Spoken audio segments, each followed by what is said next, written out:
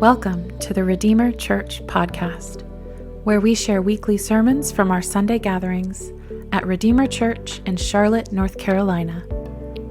Let's listen now.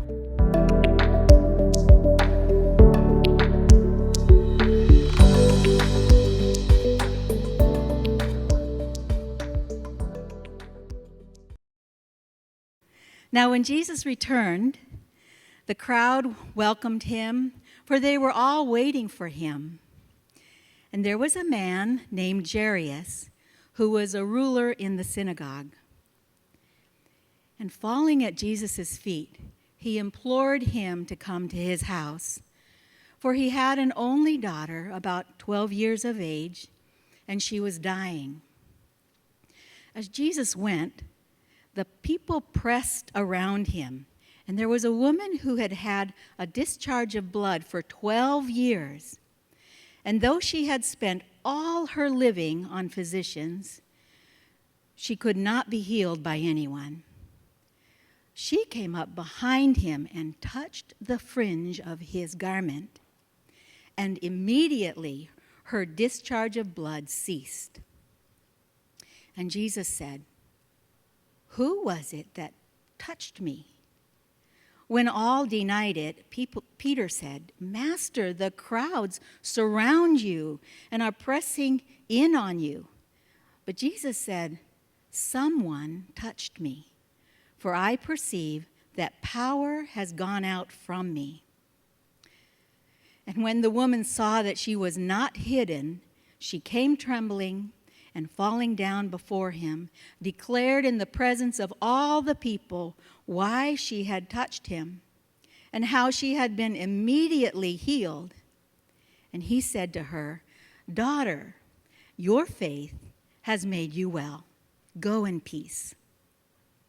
While he was still speaking, someone from the ruler's house came and said, "Your daughter is dead. Do not trouble the teacher anymore."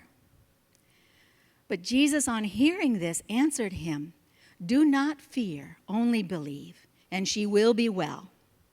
And when he came to the house, he allowed no one to enter with him except Peter and John and James and the father and mother of the child.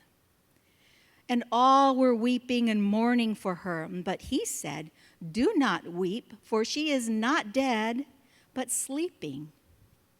And they laughed at him, knowing that she was dead. But taking her by the hand, he called, saying, "Child, arise." And her spirit returned, and she got up at once. And he directed that something should be given to her to eat. And her parents were amazed. But he charged them to tell no one what had happened. This is the word of the Lord.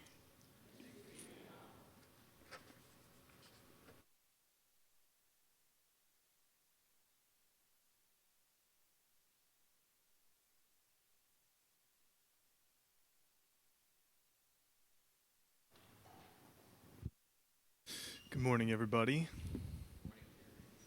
Hi, Lem. I think Christians might be the craziest people in the world because it has been as hot as the equator all summer.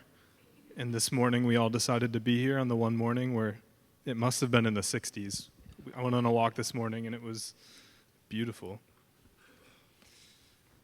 Well, we're starting a new series today called Rhythms of Hospitality. It's kind of part 2 of our sermon series from earlier in the year on hospitality. So I'm excited to start it here today. But we'll do what we always do now and pause. You can take your break now. Hopefully I won't give you enough time to fall asleep, but close your eyes if you'd like, get comfortable. And hear these words from Isaiah 55. "Come, all you who are thirsty, come to the waters. And you who have no money, come, buy and eat. Come, buy wine and milk without money and without cost." Meditate on those words now.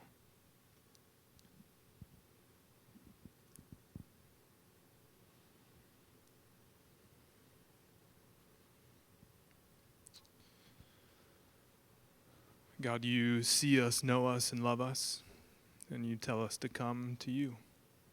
Give us grace now as we come to you, and give us a vision for those around us, a willingness to see others come to you as well. Quench our thirst, feed our hunger now. Amen. Trying something out today, against my will. Not like the brazen giant of Greek fame, with conquering limbs astride from land to land. Here at our sea-washed sunset gates shall stand a mighty woman with a torch, whose flame is the imprisoned lightning, and her name Mother of Exiles. From her beacon hand glows worldwide welcome. Her mild eyes command the air-bridged harbor that twin cities frame. Keep, ancient lands, your storied pomp, cries she with silent lips. Give me your tired, your poor, your huddled masses, yearning to breathe free. The wretched refuse of your teeming shore. Send these, the homeless, tempest-tossed to me. I lift my lamp beside the golden door. Does anybody know this? This is the double jeopardy question. Lem knows it. He's fallen out of his seat. This is the new Colossus poem or sonnet by an author named Emma Lazarus. And this was written to raise money for the construction of the Statue of Liberty in 1883. And it was posted 20 years later inside or at the Statue of Liberty, which was a few years before my family came on Ellis Island to America, and many of yours as well, I'm sure. Give me your tired, poor, and huddled masses. Send me the homeless and the tempest-tossed.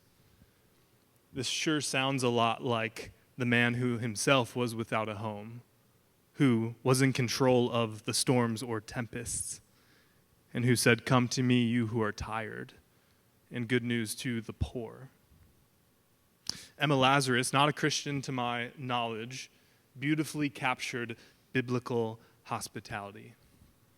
And in this new series called Rhythms of Hospitality, we'll use Jesus' words from Matthew 25, where he said, "And you welcomed me." We'll use these words as our guide for practicing hospitality. The way that we've done it here when we've had a yearly theme, we've talked about Sabbath, rest, we've talked about listening to God, and we've talked about hospitality this year. The way that we've done it so far is we've had kind of this biblical theology of the theme at the beginning of the year, and then sometime in the summer we'll have a more practically oriented series, and that's what this one is here. Christians have creatively and compassionately practiced hospitality within their situated contexts for centuries, for millennia. Christians in the very early church ate together. This is one of the timeless practices of the church. Christians crossed boundaries, ethnic boundaries, racial boundaries, social boundaries, economic boundaries, all these boundaries that we have to practice hospitality together. Christians are credited, actually Basil from Caesarea is credited to have started the first hospital because people who were injured when they were traveling, or the sick, or the poor, or those who were in need could come and find physical healing and rest. And perhaps my favorite iteration of biblical hospitality throughout the ages is what is called the Christ room. This is a practice that early Christians had where they had a room in their house designated for Christ. They left it empty. They maybe had a bed in there. I don't know what they had back then, but they had a room that was for Christ. And so when they heard of somebody who was poor, or somebody who was without a bed or a home or somewhere to stay, or somebody who just needed a break, Christians would invite this person into that Christ room as if it was Christ himself. It's time to spruce up your guest room, folks. Rhythms of hospitality, and you welcomed me. If you look into the biblical theme of hospitality, you'll find several sub-themes, several subheadings, if you will. First, and this is what we focused on the first 2 months of the year, is that hospitality is focused on the stranger. The stranger is most literally the foreigner, the immigrant, the stranger, the alien in the Bible. We had a series called No Longer Strangers based on the words from Ephesians 2. And what we did was we extended this idea of stranger to the vulnerable. The biblical scholars talk about the quartet of the vulnerable, the stranger, the orphan, the widow, the poor, this hodgepodge, this group of people, this category of the vulnerable. And we talked about how we usually try to bring God to the vulnerable, bring God to the poor, but actually what if we could go to God and find him in the poor, in the vulnerable? Another theme, and this is what we'll focus on here, is the theme of welcome. This is Matthew 25, the passage of the sheep and the goats. Who does Jesus call righteous? It says this, "For I was hungry," and this is Jesus saying, "I was hungry and you gave me something to eat. I was thirsty and you gave me something to drink." Thanks, Molly. Wow, I didn't even do that. "I was a stranger and you invited me in. You welcomed me. I needed clothes and you clothed me. I was sick and you looked after me.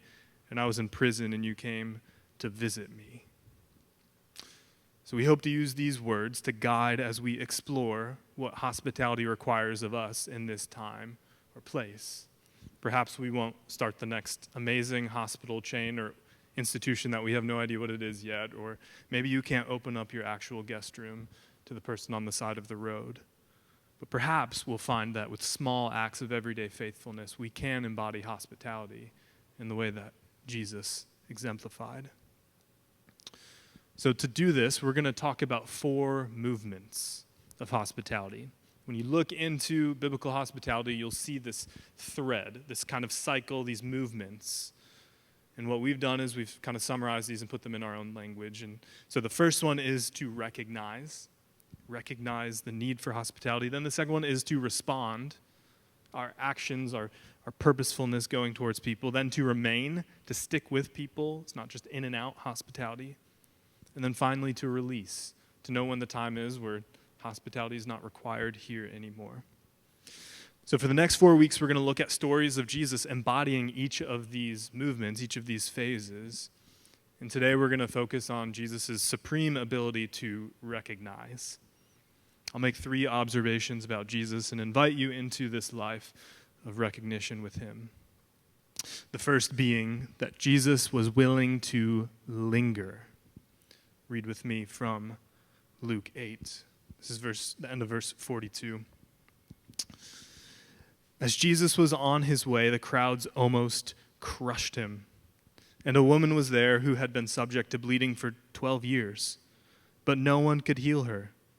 She came up behind him and touched the edge of his cloak, and immediately she stopped bleeding." Can't get into it here. What's really fascinating is that what Naomi read is that Jairus' daughter is also 12 years old, and then this woman has been bleeding for 12 years. If anybody wants to figure that out and let me know, please do. It's one of those quirky Bible inserts. So Jesus is welcomed by this waiting crowd. He was traveling back. He just had this whole Hall of Fame legacy of miracles and prophet type stuff happen right before this. And Jesus is returning to town, and this crowd is here. And one specific man comes up to him. His name is Jairus. And he says that his daughter is dying. His daughter is about to die. And what's interesting is that there's no direct or even indirect dialogue in Luke's narrative between Jesus and Jairus. There's no sense of immediacy. Jesus seems to be on just a nice little stroll with his disciples, and this man is saying, "Hey, my daughter is dying." What's not mentioned is fascinating. There's nothing from Jesus that says, "Okay, I'm on my way." There's no bat signal sending Jesus there, or anything at all from Jesus, really. It just says that he kept walking. Perhaps Luke didn't feel it important to mention, or maybe Jairus was wondering if he got the wrong guy. Mark just says, and Mark loves the word that we translate as immediately, Mark just says Jesus went with him. But then this crowd grew so intense that it almost crushed him. Certainly a sense of urgency will come now. Jesus walked with only his disciples between him and these crowds, probably like Black Friday crowds when you're trying to get your new TV. But despite this pressure, Jesus does not seem to be bothered. At least Luke doesn't want to explain that he is. And he stops. Or as Mark says, he turned around in the crowd. He looked calmly on. He was unhurried. He was able to linger. This is the same Jesus who stayed 2 days longer with Lazarus when he was sick. Or the one who reached out to the children when his disciples were trying to skirt them out of there because they didn't have time for children. Kosuke Koyama was a Japanese-American theologian, and he wrote the book 3 Mile an Hour God. I highly recommend it. And I have a longer quote from it because I think it's so good. It says this: God walks slowly because he is love. If he is not love, he would have gone much faster. Love has its speed. It's a spiritual speed. It's a different kind of speed from the technological speed to which we are accustomed. If he is not love, he would have gone much faster. God walks slowly because he is going with us. Because we are going too fast, we often miss him. I think you could very easily substitute out the word love and in the word hospitable. God walks slowly because he is hospitable. And if he wasn't, he would walk far faster. Jesus was a lingerer. We cannot expect to live hospitable lives at the pace that we're going. We are emotionally, physically, and socially dependent on going this fast. You should know what I'm talking about. You should feel what I'm talking about. To become people of hospitality, we must consider what in our lives gets in the way of other people. Our relationship to work, our homes, our time, our wallets, our schedules, our goals. What in your life is too busy, too cluttered, too fast for God and for others around us? The ridding ourselves or the decluttering of ourselves in biblical hospitality world is called making room. It's this intentional work to declutter, to de-busy ourselves and open ourselves up to others, especially the vulnerable. And Jesus was the king of living an uncluttered, unhurried, and slow life. First, Jesus lingered, and second, he had keen observational skills. He paid attention. What happens next in the story shows us this ability of Jesus to recognize. Read verse 45 with me. "Who touched me?" Jesus asked. When they all denied it, Peter said, "Master, the people are crowding and pressing against you." Who touched me? His disciples essentially answered, "Who didn't touch you, dude? Like, everybody's here. What are you talking about?" And then Jesus essentially says, "No, but this is actually different." Verse 46.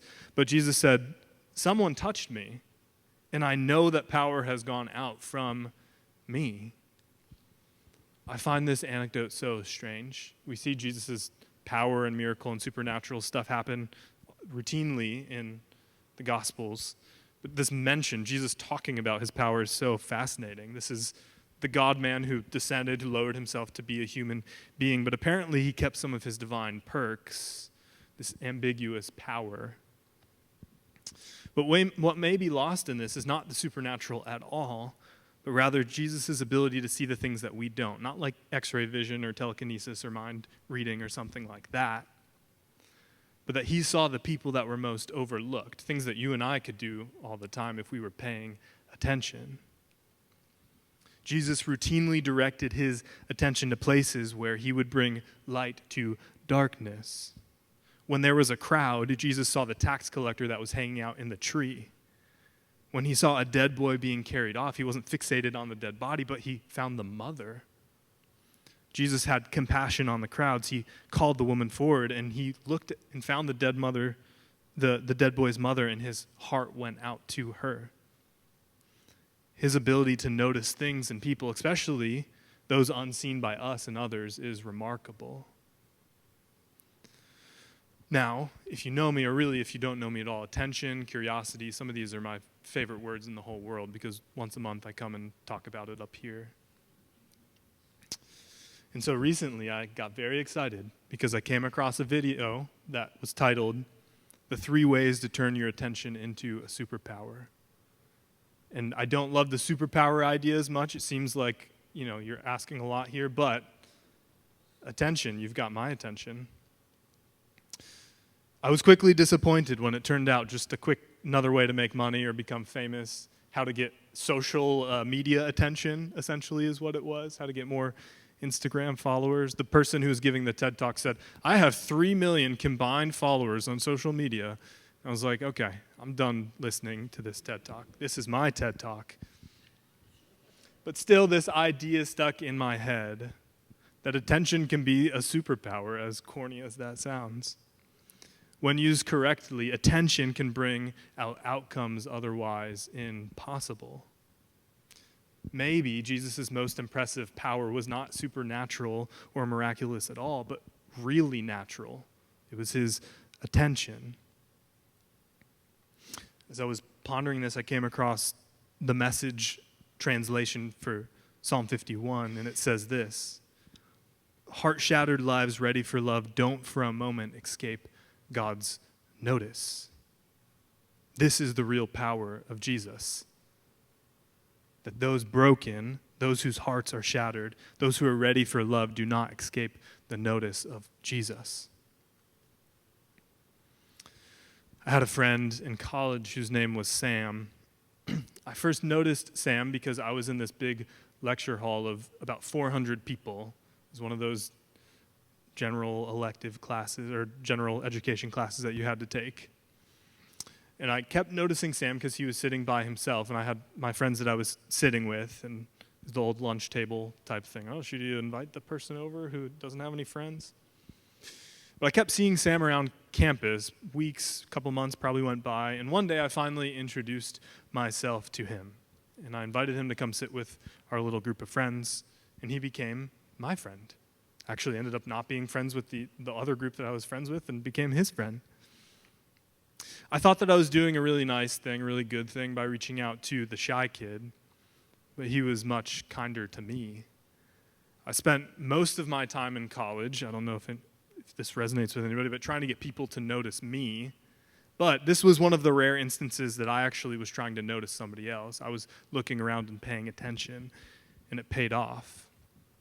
Sam was awkward and shy and not the type of person that I wanted to be friends with. But Sam became a really, really kind friend to me. He did for me much more than I ever did for him. And I learned about how goodness in life can come from the most unlikely of places. There's a song lyric by Porter's Gate that I've shared before, and it goes like this: "You make all things new in places we don't choose." God is making all things new in the places that we don't choose. And perhaps we struggle to live hospitable lives because we don't pay attention to those around us, particularly in places that we wouldn't choose or places that are uncomfortable for us. Do you have people or a type of person or a very specific person that makes you uncomfortable? Or somebody that you just simply overlook? Perhaps a place, a very physical place. Someone you don't know at all or someone you know all too well. There's something about the vulnerable and the social outcasts that seem to have the attention, the heart of God. They seem to be close to the heart of God, and it's probably because they have a real sense of their own need. They feel it regularly. Who do you know that feels this need regularly in their life? The one who can't help but think about it. Jesus had this uncanny ability to recognize the vulnerable around him. He lingered at a pace that let him be present, and he paid attention to the people in the world around him, especially the outcasts. But he didn't just treat them as people to be fixed or projects or observed like at a zoo. Oh, here's the poor, here's the vulnerable, let's look at them. He met those people, he dignified them. The pinnacle of recognition is dignity. This is verse 47. Then the woman, seeing that she could not go unnoticed, came trembling and fell at his feet. In the presence of all the people, she told him why that she had touched him and how she had been instantly healed. This phrase, the woman saw that she could not go unnoticed. This is a very powerful word. She came, she trembled at his feet. She had been suffering from this incurable ailment for over a decade. And what happened is that she became a social pariah, the isolation of that, of being unclean, this status. And this must have been a life of humiliation, but this moment here must have been her greatest. She was deemed unclean, so whoever she would touch would become unclean as well. Moreover, this woman was in an ancient society that was pretty socially conservative. So sneaking up behind a man and yanking on his clothes wasn't exactly advisable or acceptable.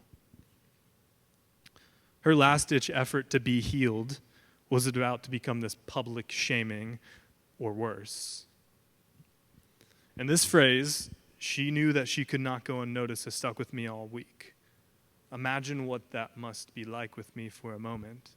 Not in a creepy, stalker kind of way, but like the Samaritan woman at the well who said, "Come see a man who told me everything I ever did."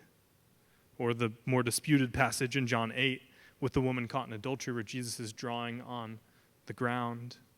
The religious leaders want to stone her. And Jesus says, "Whoever's with sin, you can throw the first stone. Be my guest." In these moments, these vulnerable women could expect little besides the worst.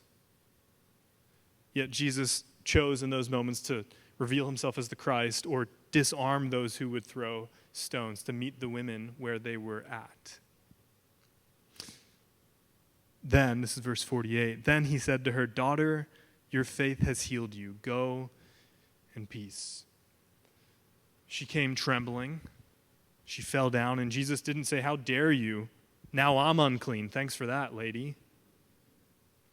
But he said, "Daughter, your faith has healed you. Go in peace." She was physically healed, but potentially more importantly, at least in the eyes of Jesus, she was restored socially.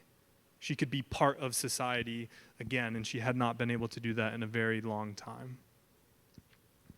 Jesus was unconcerned about becoming unclean, and he was wholly concerned with restoring this woman's dignity and belonging. Whoever he was, whoever he was with, Jesus sought to bring dignity, to dignify those whose dignity had been stripped away from them time after time.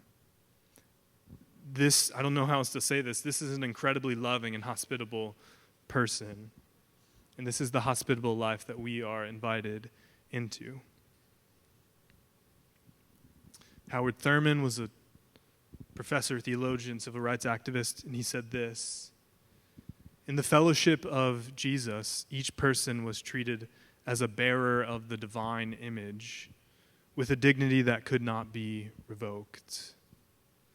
Do you see this direct link between dignity and the image of God? We talk about the image of God all the time, but there is this direct link between having dignity. I have two more quotes, and they're only going to get more provocative. Dietrich Bonhoeffer said, "The neighbor is the one who stands before me as a person to whom I stand in responsibility. It is in this responsibility that the image of God in him is to be recognized." Jesus recognized that at the core of every human being is a reflection and bearer of God. That is to say, wherever you see another human being, you're getting a glimpse of God himself. Do you, like Bonhoeffer said, view it as your responsibility to recognize that in other people? Not broadly, but the very specific people. I hadn't planned on mentioning this, but I mentioned last time that I'm reading the Brothers Karamazov. I'm like 6 pages further than when I last talked about it. But there's this line in there where the elder and Alyosha, I think is how you pronounce it, they're talking, and he asks, why does it get so much harder to love humanity, to love my neighbor when it's a specific person? I feel like I can love humanity in general, but when it's a specific person, I don't know how to love my neighbor. Do you take it as your responsibility to see this dignity and image of God in other people? John Chrysostom, he was around in the 400s, before most of us were around. He's paraphrased to have said this: if you cannot find Christ in the beggar at the church door, you will not find him in the chalice, or the Eucharist table, this table right here. If you're coming to find God here, you better find him in the person on the street corner, or the person who looks different than you, or who voted different than you, or whatever. You better find God in that person. In my very limited experience, the best way to find God in other people is to find yourself in them first. Consider your own pain, your own weakness, your joys, your story, the realities and limits of your life. Are you tired or disjointed or anxious or lonely? Do you feel misunderstood or overlooked? Who around you feels this way too? It's precisely in the vulnerable where we find ourselves, because we once were, or still currently are, vulnerable and needy in our own ways. That's where Christ meets us. Because heart-shattered lives ready for love don't for a moment escape God's notice. Hospitality lies at the Christian life's core, the core of the Christian life. Because we are to extend the welcome to others that we have already received and ongoing are receiving. This belonging, this life that Christ gives to us is what we offer to other people. So, I said that this would be more practically oriented. You can take it and run with it if you want. But this week, would you consider how you find yourself, where you find yourself, the ways in which you are actually vulnerable or in need? Take a few days to think about that. Then, look around. Look at the people who live in your home with you, if that is something that you have. Then look at your work, your neighborhood, people in this room, the hobbies that you do, wherever you do them at. And yes, in the places you avoid. Who needs to be recognized there, in those places, in the various spheres of your life? It is our responsibility to recognize the dignity in other people, in those we interact with. And this is a tall task. Let's pray for help from the one who never lets anyone go unnoticed.